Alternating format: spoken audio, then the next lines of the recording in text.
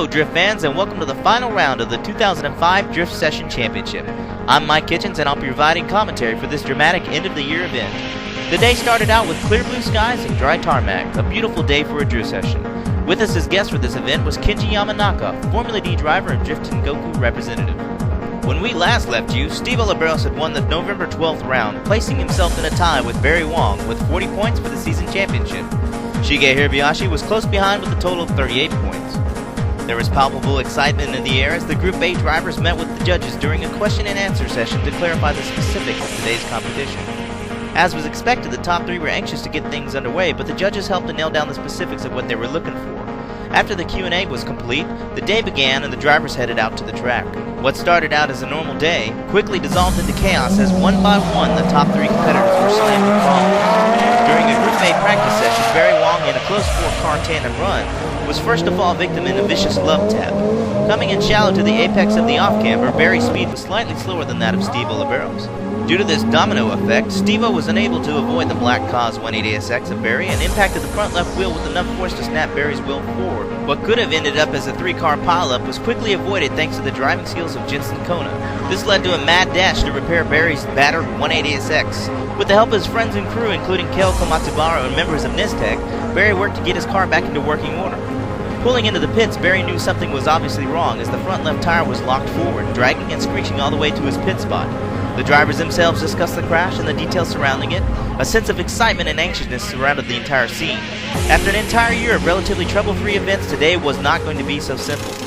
Although Steve-O had suffered minor body damage, he was quick to provide aid and support to Barry. Kel led the charge using his many years of technical experience to get the job done as quickly as possible. After a cursory examination, it was determined that Barry's tie rod had been snapped in half. They got to work, first by replacing the damaged tie rod, which was graciously donated by Steve-O. They all worked long and hard, swapping out parts and performing a down-and-dirty quick track alignment to get Barry back on his feet. It seemed as if the tie rod was the worst of Barry's problems, as he was lucky enough not to receive any front tire or rim damage. But that was not to be the case, as after a few shakedown runs, Barry was unable to control the vehicle in a satisfactory manner. Unable to perform to his expectations, Barry headed back to the pit. A brand new steering rack was purchased and installed in only a short time by the dedication of his friends and crew members. Heading back onto the track, Barry was back to his usual self, stopping only briefly to tighten the steering wheel. Unfortunately, moments later he suffered an engine failure as a rocker arm reduced his car to nothing more than a paperweight. Obviously disappointed, Barry was given an opportunity by Steve-O to drive his car during the competition. A long shot for a win, but graciously accepted by Barry.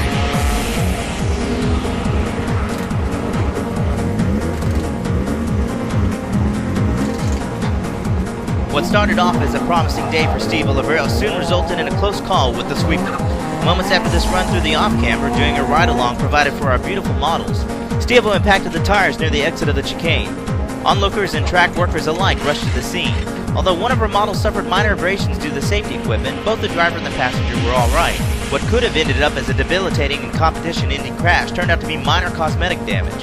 With a bruised S13 and a new fender in his future, Steve-O checked out the damage and carried on.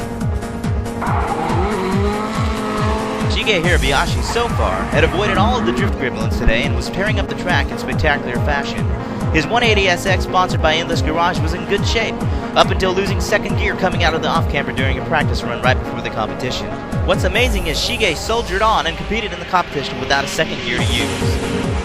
The rest of the Group A drivers suffered little problems, possibly because they were relatively pressure-free unlike the top three. But that didn't change the fact that they were there to win. Oliberos, Mitchel Precht, Keoni Rodrigues, Watanabe, and Jensen Kona were on hand and ready to battle out for the last DS round of the year. Two new additions were also announced to Group A, Jerry Fuentes and Forrest Wang. Jerry had proved himself earlier in the day to be a top contender, and Forrest had been developing his new car for the past few events.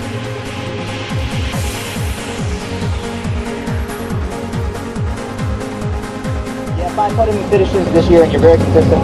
What factors can you attribute to this? The key to being consistent is a lot of practice and burning a lot of tires, and that's how you do it pretty much. Always takes practice. You're a former road racer. How does drifting compare to road racing?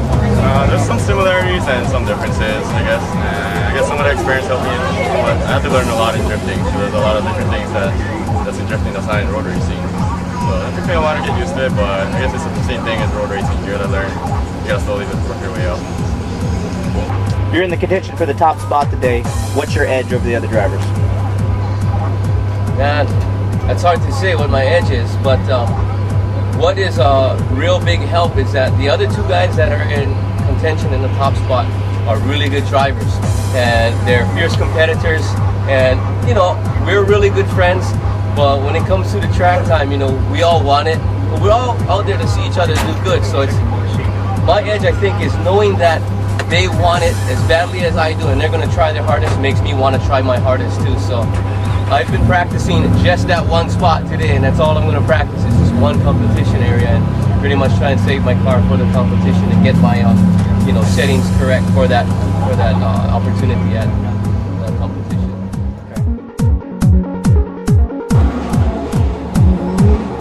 Who will win the last drift session competition of the year? Who will win the 2005 drift session championship? Let's find out.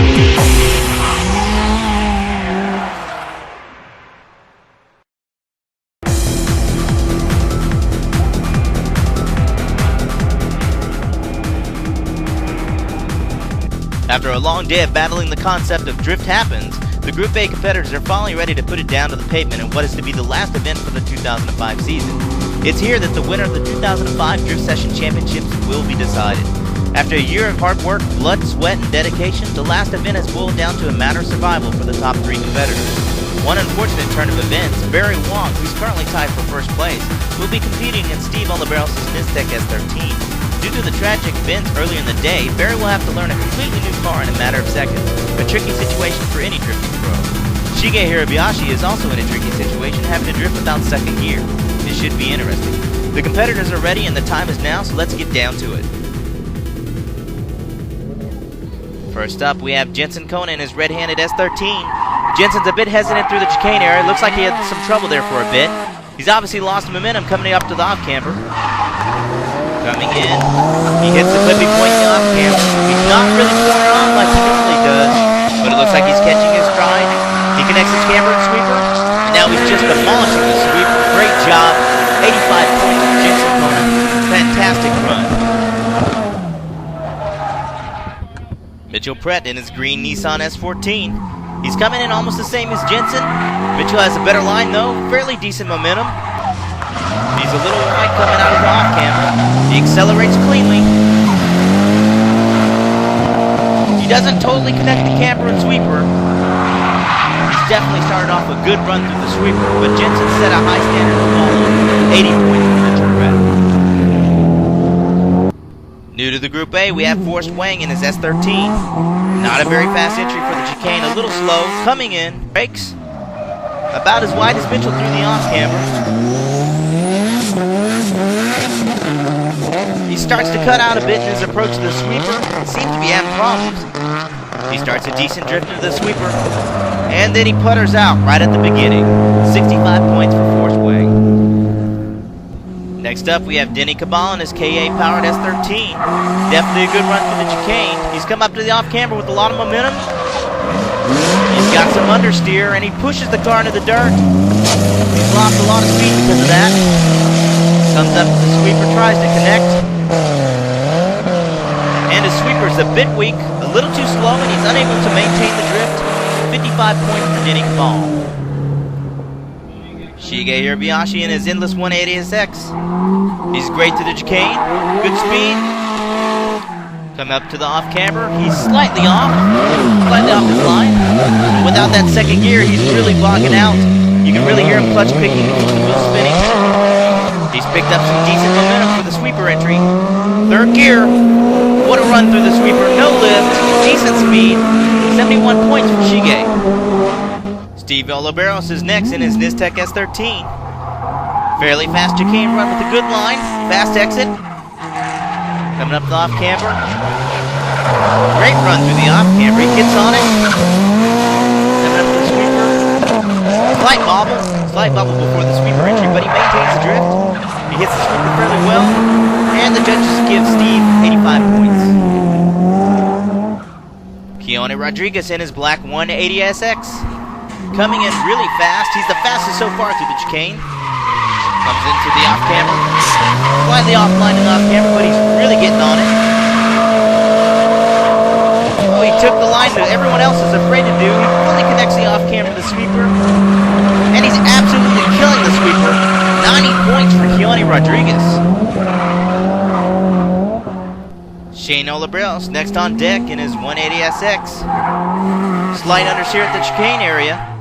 He's coming up to the off camber. He misses the clipping point. Getting on it. He's able to transition.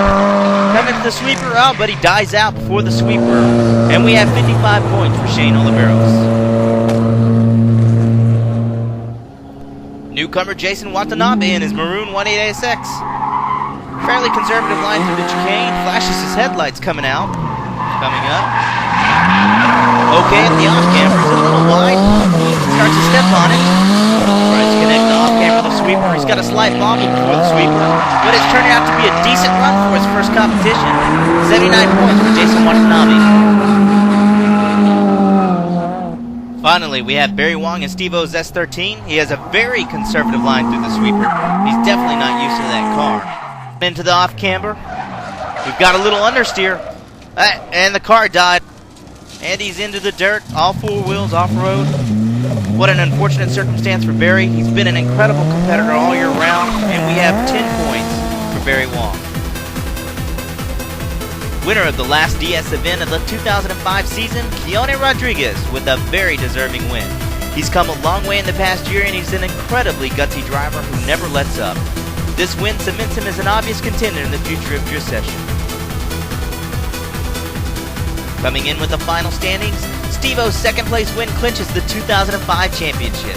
He's earned the title of 2005 Drift Session champion. Barry Wong comes in second with a total of 41 points for the season, with Shige a close third with 40 points. These guys battled it out for the top spot, and it was an amazing season. No matter who's on top, every single driver that takes part in DS is a true winner. What an incredible day of drifting, and with its end comes the final DS event of 2005. It's been an incredible ride, and we all look forward to next year's competition. Plans are already in the works to make it bigger and better, so stay tuned, and we'll see you next year at the Drift Session. Aloha and mahalo, thanks for watching.